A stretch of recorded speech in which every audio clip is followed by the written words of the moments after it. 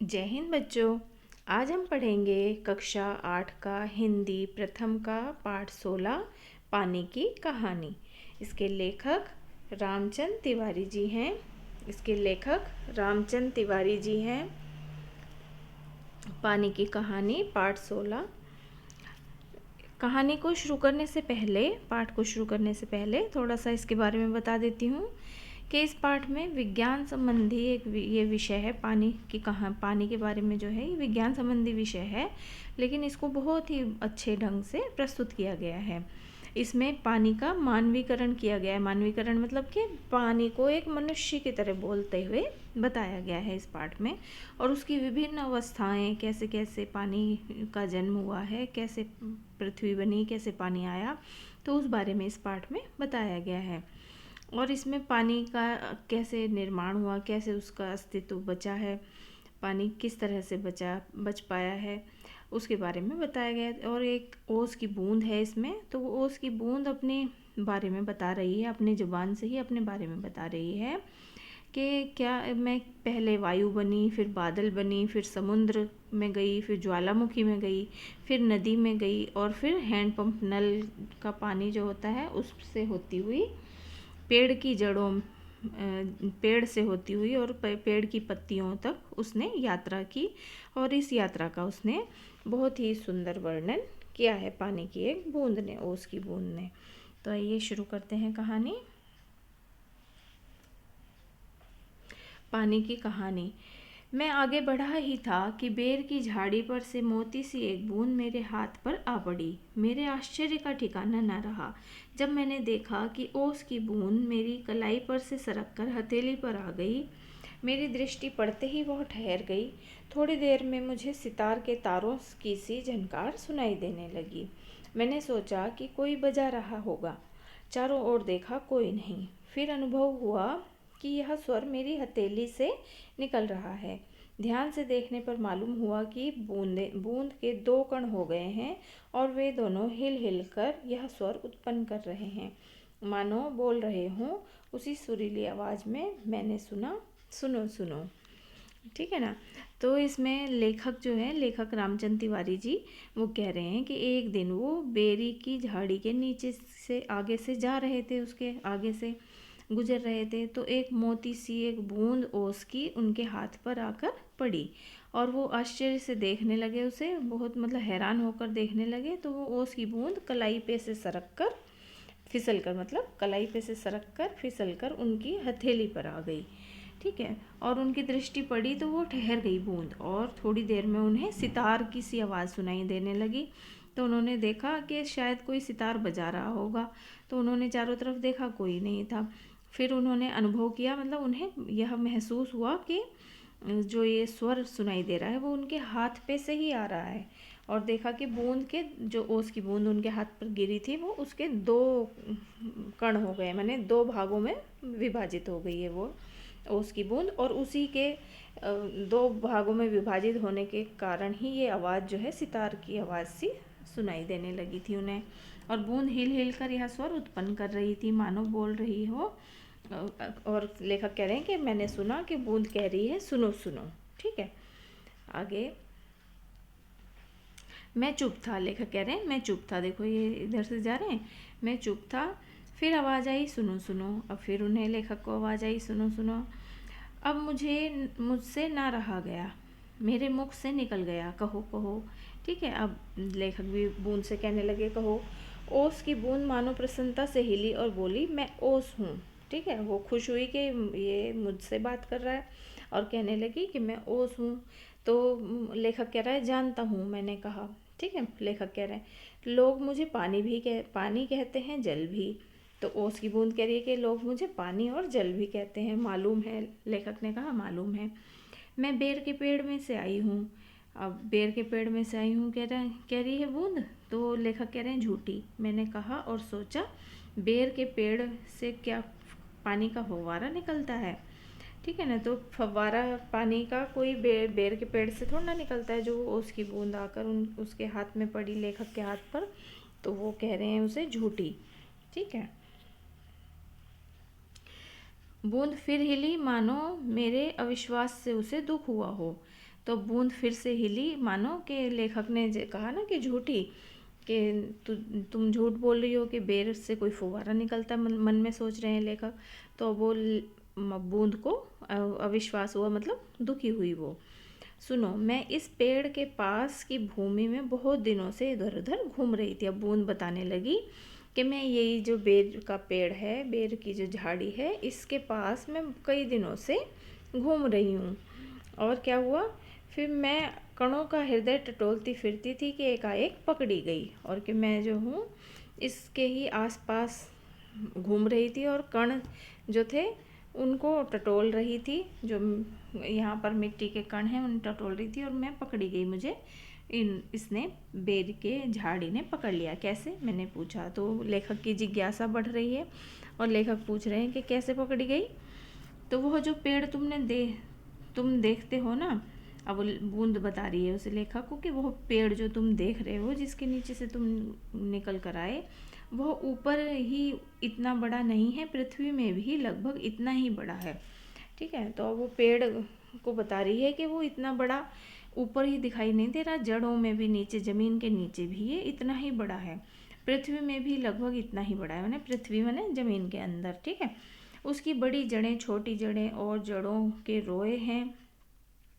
वे रोए बड़े निर्दयी होते हैं, मुझ जैसे असंख्य जल कणों को वे बलपूर्वक पृथ्वी में से खींच लेते हैं।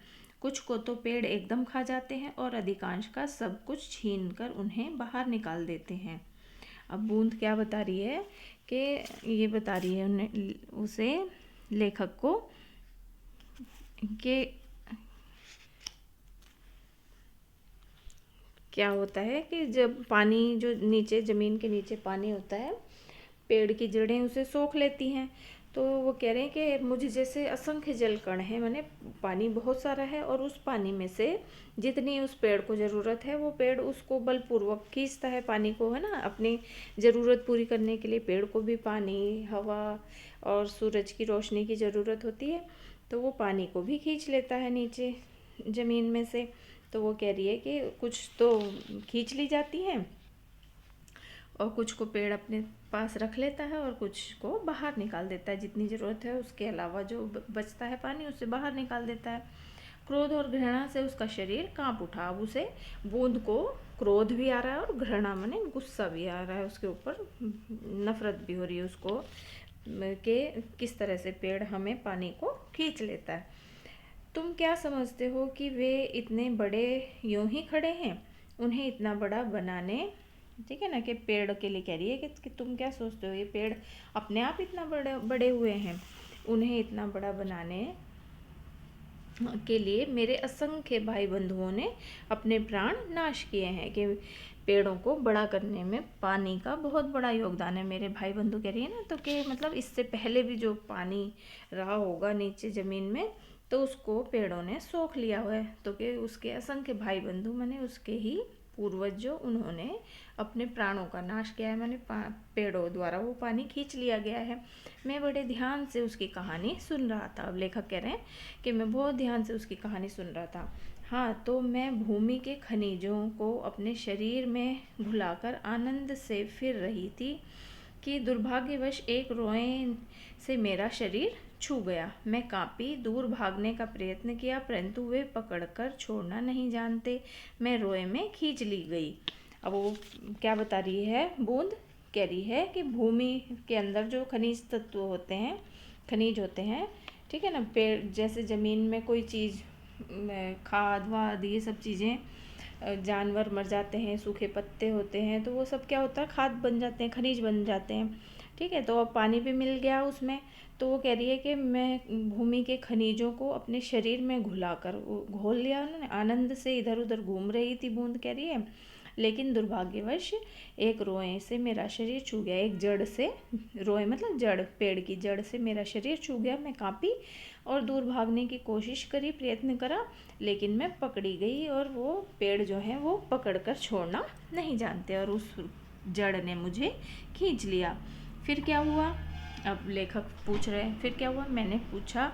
मेरी उत्सुकता बढ़ चली थी कि लेखक जो है उत्सुकता से पूछ रहे हैं बूंद से कि फिर क्या हुआ।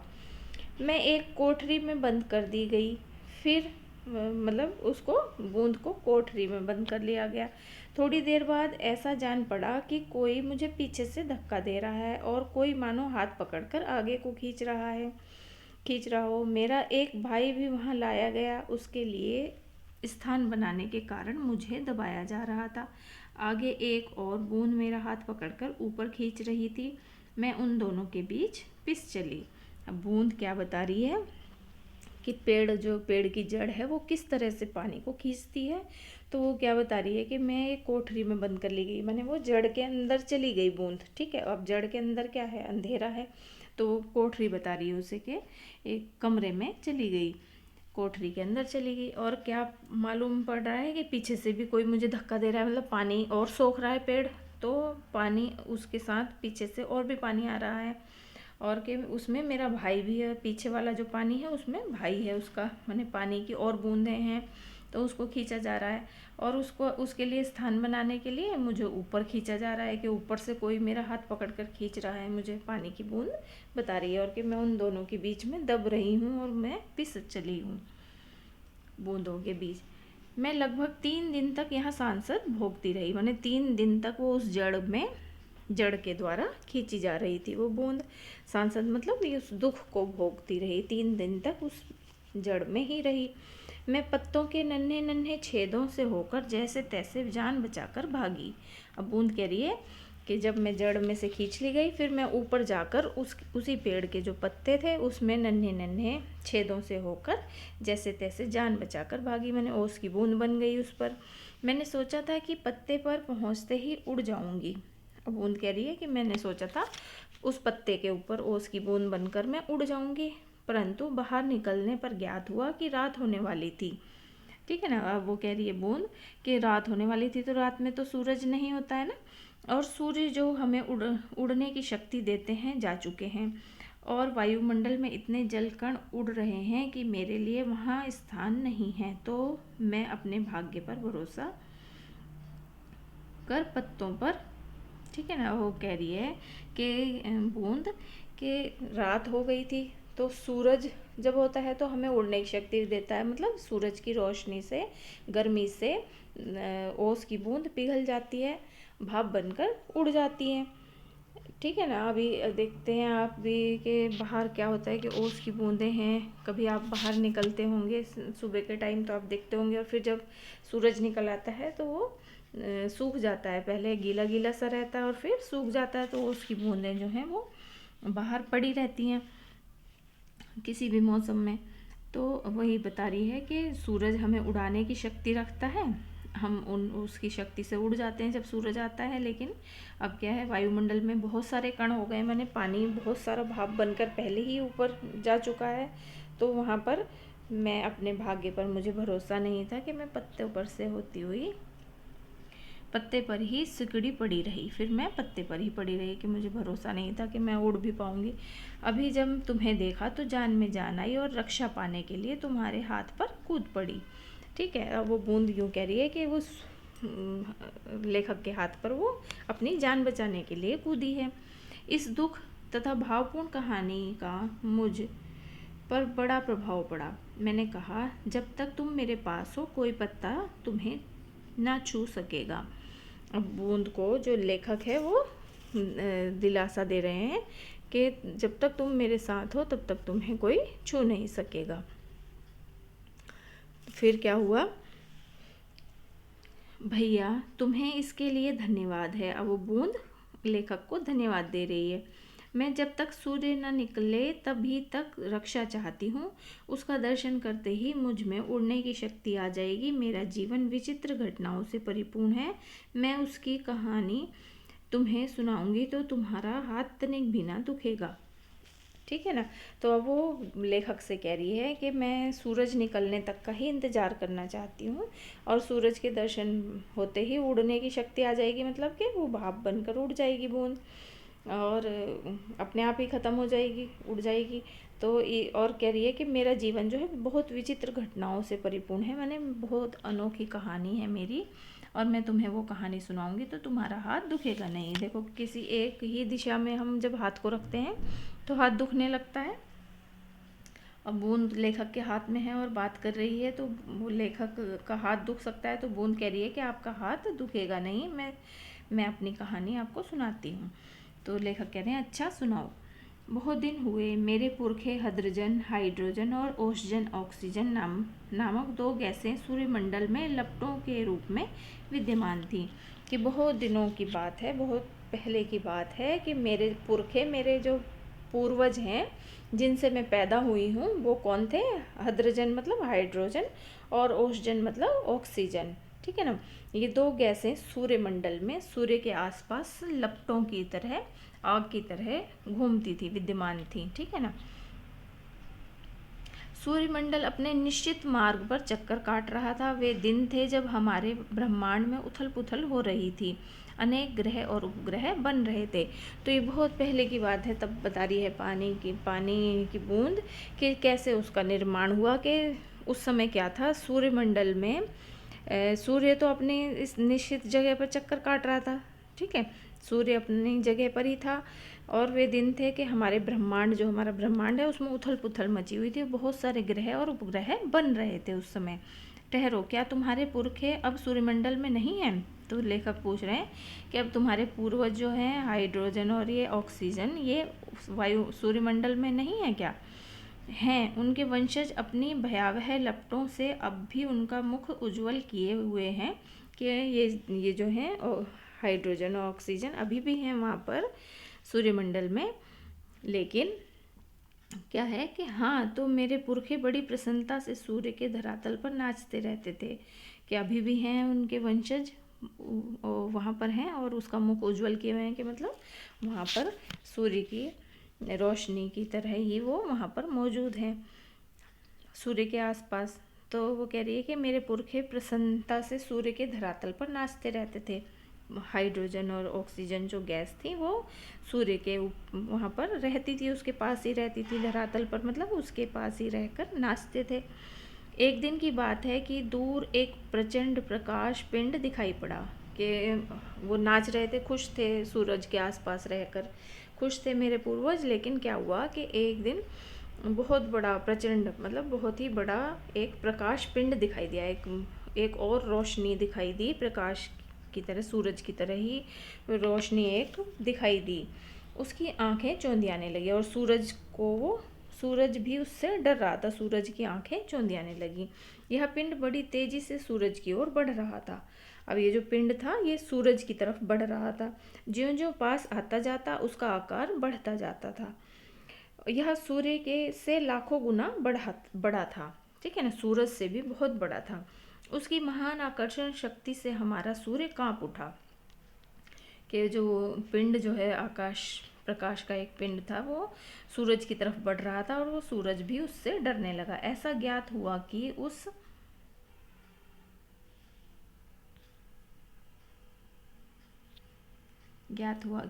उस ग्रहराज से टकराकर हमारा सूर्य चूर्ण हो जाएगा। अब वो जो प्रकाश का एक पिंड जो सूरज की तरफ बढ़ रहा था, तो बूंद कह रही है कि ऐसा लग रहा था कि अगर हमारा सूरज इससे टकरा गया तो हमारा सूरज चूर्ण मतलब बिल्कुल चूरा हो जाएगा, चूरा होकर गिर जाएगा। वैसा ना हुआ। वह सूर्य से सहस्त्रों मील दूर से ही घूम चला। अब वो जो पिंड तेजी से बढ़ रहा था सूरज की तरफ, और फिर वो थोड़ा सहस्त्रों माने बहुत दूर से ही वो घूम गया और घूम चला। परंतु उसकी भीषण आकर्षण शक्ति के कारण सूर्य का एक भाग टूटकर उसके पीछे चला। कि जो उसकी शक्ति थी, माने वो इतनी उसके अंदर आकर्षण शक्ति थी, वो जिस तेज़ी से वो हमारे सूरज की तरफ बढ़ रहा था और उसके अंदर आकर्षण शक्ति थी, वो फिर वहाँ से लौट गया। लेकिन उसकी आकर्षण शक्ति के कारण सूरज का एक छोटा सा टुकड़ा भी टूटकर उस पिंड के पीछे पीछे चला गया। सूर्य से टूटा हुआ भाग इतना भारी खिंचाव संभाल ना सका और कई टुकड़ों में टूट गया। अब क्योंकि सूरज से टूटा था एक टुकड़ा, तो वो क्या हुआ कि भारी होने की वजह से वो ज़्यादा दूर तक तो उसके साथ नहीं जा सका और वो कई टुकड़ों में टूटकर नीचे गिर गया। ठीक है, उन्हीं में से एक टुकड़ा हमारी पृथ्वी है। अब वो कह रहे हैं कि उसी में से एक टुकड़ा हमारी पृथ्वी है। यह प्रारंभ में एक बड़ा आग का गोला थी। ये शुरू में कैसी थी पृथ्वी? आग का एक गोला थी, क्योंकि ये सूरज से टूटकर नीचे गिरी बनी थी ऐसा। परंतु उन लपटों से तुम पानी कैसे बनी? अब वो कह रहे हैं कि जब पृथ्वी आग का गोला थी तो तुम पानी कैसे बनी? ठीक है ना, लेखक पूछ रहे हैं। तो जब पृथ्वी आग का गोला थी, सूरज से टूटकर एक टुकड़ा गिरा है, जो वो पृथ्वी बनी है, तो तुम पानी कैसे बन गई? मुझे ठीक पता नहीं। हाँ, यह सही है कि हमारा ग्रह ठंडा होता चला गया। अब वो बूंद जो है बता रही है कि मुझे ठीक से तो पता नहीं, लेकिन क्या हुआ कि धीरे धीरे जो पृथ्वी है ठंडी होने लगी। ग्रह जो है, पृथ्वी ग्रह है ना, पृथ्वी भी एक ग्रह है ना, तो वो ठंडी होने लगी। और मुझे याद है कि अरबों वर्ष पहले मैं हाइड्रोजन और ओजोन के रासायनिक क्रिया के कारण उत्पन्न हुई हूँ। कि इसमें रासायनिक क्रिया हुई है हाइड्रोजन और ऑक्सीजन में, तो उसके कारण पानी जो है बना है। ठीक है, पानी उत्पन्न हुआ है। उन्होंने आपस में मिलकर अपना प्रत्यक्ष अस्तित्व गंवा दिया है और मुझे उत्पन्न किया है। कि हाइड्रोजन और ऑक्सीजन ने मिलकर मुझे उत्पन्न किया है। मैं उन दिनों भाप के रूप में पृथ्वी के चारों ओर घूमती फिरती थी। बूंद बता रही है कि जब पृथ्वी जो है सूरज का एक भाग टूटकर गिरा तो बहुत गर्म था, आग का गोला था, और मैं भाप बनकर क्या कर रही थी, उसके पृथ्वी पर चारों ओर घूम रही थी। उसके बाद ना जाने क्या हुआ, जब मुझे होश आया तो मैंने अपने को ठोस बर्फ के रूप में पाया। अब वो बूंद कह रही है कि फिर उसके बाद पता नहीं क्या हुआ, और मैं जब होश में आई, मैंने कि जब ऊपर से गिरा आदमी की तरह बता रही है ना, कि अगर ऊपर से गिरे कोई तो बेहोश हो गए थे, तो इसी तरह से बता रही है बूंद के मैं जब ऊपर से गिरी तो उस पृथ्वी पर मैं भाप के रूप में घूम रही थी। उसके बाद पता नहीं क्या हुआ, और जब मुझे होश आया तो मैं ठोस बर्फ़ बन गई थी। बर्फ़ बनकर मैं आ गई थी वहाँ पर। मेरा शरीर पहले भाप रूप में था, वह अब अत्यंत छोटा हो गया था। वह पहले से कोई 17वां भाग रह गया था। मैंने देखा मेरे चारों ओर मेरे असंख्य साथी बर्फ बने पड़े थे। अब जो और भी बूंदें थी वो क्या हो गई, ठोस बर्फ के रूप में बदल गई। जहाँ तक दृष्टि जाती थी बर्फ के अतिरिक्त कुछ दिखाई न पड़ता था, कि बर्फ में ही वो बदल गए। जिस समय हमारे ऊपर सूर्य की किरणें पड़ती थीं तो सौंदर्य बिखर पड़ता था। कि बर्फ़ के ऊपर जब सूरज की किरणें पड़ती थी तो कितना सुंदर दृश्य हो जाता है ना, देखा हो कभी आपने।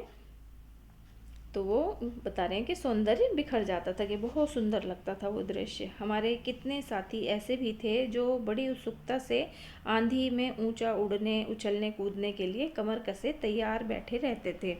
तो वो बता रही हैं कि जैसे आंधी या कुछ चलती थी तो जो बर्फ़ के छोटे छोटे टुकड़े थे वो पिघल कर फिसल कर उड़ते हुए दिखाई देते थे।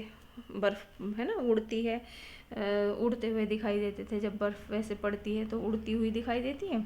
बड़े आनंद का समय रहा होगा वहाँ। तो लेखक कह रहे हैं कि वहाँ पर बड़े आनंद का समय रहा होगा।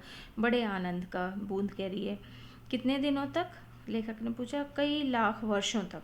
अब वो बूंद कह रही है कि कई लाख वर्षों तक मैं बर्फ़ बनी रही। कई लाख? लेखक ने कहा हाँ, चौंको नहीं, मेरे जीवन में 100-200 वर्ष दाल में नमक के समान भी नहीं है।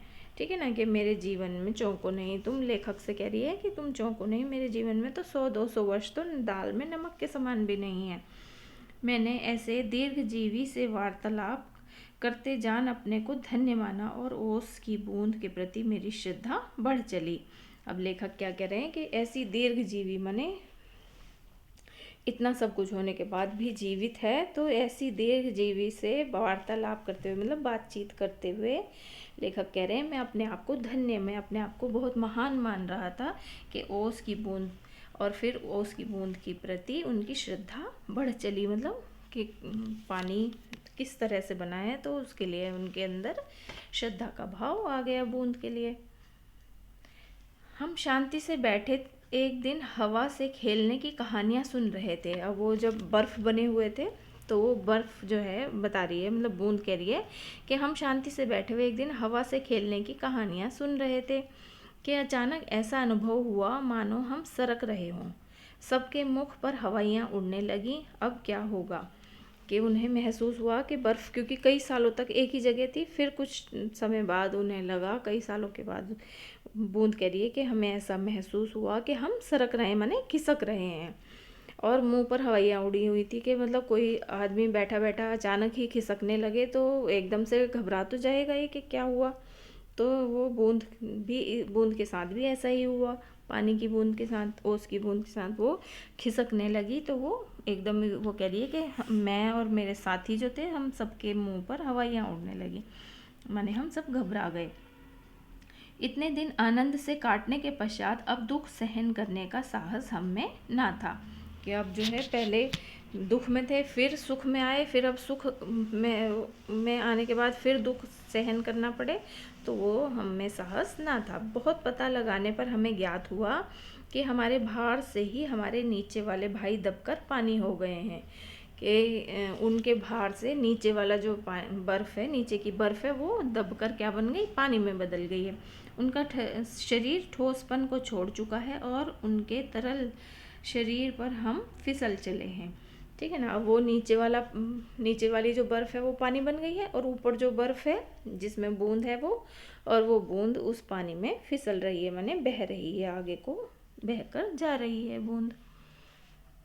मैं कई मास समुद्र में इधर उधर घूमती रही। फिर एक दिन गर्म धारा से भेंट हो गई। अब क्या हुआ कि पानी की बूंद बहती हुई फिर कहाँ पर आ गई? पानी की बूंद जो है, बर्फ़ बनी हुई थी ना, तो बर्फ़, उसके नीचे जो बर्फ़ थी वो पानी बन गई, और वो बर्फ़ पिघल उसके ऊपर तैरती हुई कहाँ पर आ गई? समुद्र में। समुद्र में आकर वो गर्म धारा से टकराई। तो गर्म धारा मतलब गर्म पानी से उसकी भेंट हुई, तो वो धारा के जलते अस्तित्व को ठंडक पहुंचाने के लिए हमने उसकी गर्मी सोखनी प्रारंभ कर दी, और इसके फलस्वरूप मैं पिघल पड़ी और पानी बनकर समुद्र में मिल गई। अब बर्फ़ जो है पिघल कर वो समुद्र में आ गई, और समुद्र में आकर क्या हुआ? सूरज की रोशनी जो पड़ी और गर्म हुई वो धारा, माने वो जो पानी था जहाँ पर वो पहुँची, वहाँ पर सूरज की तेज़ रोशनी थी, उससे वो पिघल गई और पिघल कर वो समुद्र में मिल गई। ठीक है ना। समुद्र के पानी में आ गई। समुद्र का भाग बनकर मैंने जो दृश्य देखा वो वर्णनातीत है, माने कि उसका वर्णन किया नहीं जा सकता। बूंद कह रही है कि जब मैं समुद्र में पहुंच गई और समुद्र का जो मैंने दृश्य देखा, समुद्र के पानी में जो मैंने देखा, तो वर्णनातीत है, माने उसको मैं वर्णन नहीं कर सकती। मैं अभी तक समझती थी कि समुद्र में केवल मेरे भाई बंधुओं का ही राज्य है, कि बर्फ़ ही पिघल कर, या बर्फ़ से ही ये समुद्र बना हुआ है, बर्फ़ के पानी से पिघल कर, और मेरा ही राज्य है, मेरे भाई बंधुओं का राज्य है। परंतु अब ज्ञात हुआ कि समुद्र में चहल पहल वास्तव में दूसरे ही जीवों की है। कि उस बूंद ने उस समुद्र में आकर क्या क्या देखा कि वहाँ पर और भी जीव हैं, और उसमें निरा नमक भरा है, और उसमें बहुत पानी, नमक भरा हुआ है। पहल समुद्र का खारापन मुझे बिल्कुल नहीं भाया, जी मिचलाने लगा, पर धीरे धीरे सब सहन हो चला। ठीक है ना। तो ये बूंद अपनी कहानी बता रही है। इतना अभी पढ़ाया है, इसके बाद अगला भाग मैं अगली वीडियो में पढ़ाऊँगी। धन्यवाद।